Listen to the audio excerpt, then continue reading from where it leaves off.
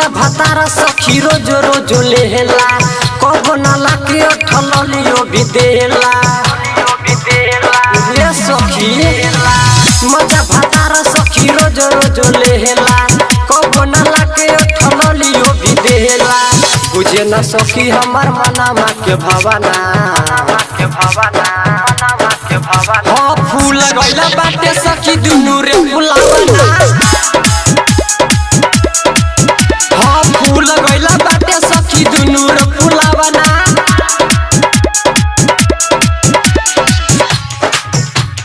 फूल गइला बाटे सखी फूल गइला बाटे सखी दुनु रे फुलावना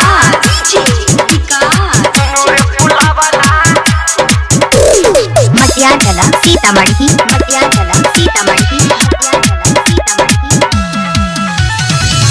जब जब आवेला उ बहरा से घरे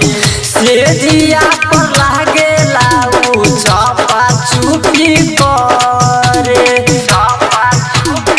ये सखी का बताइयो जब जब आवेला उ बहरा से घरे से जिया पर लागेला उ चपा चुपी करे खींच देले बाटे हमर दुनु रे झुलावना हाँ फूल गइला बाटे सखी दुनु रे फुलावना हाँ फूल गइला बाटे सखी दुनु रे फुलावना फूल गइला बाटे सखी फूल गइला बाटे सखी दुनु रे फुलावना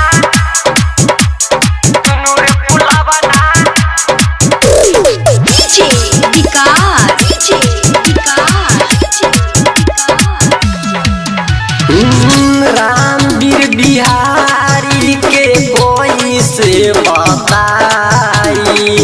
कि न के न लाइल बाबू वहना दबाई ये सब बड़ा पसंद बनो हमारी ठाकुर से कोई से बताई कि न के न लाइल बाबू सूजी सबरिया के भैलबा खेलावना हाँ फूल गइला बाटे सखी दुनु रे फुलावना हाँ फूल गइला बाटे सखी दुनु रे फुलावना।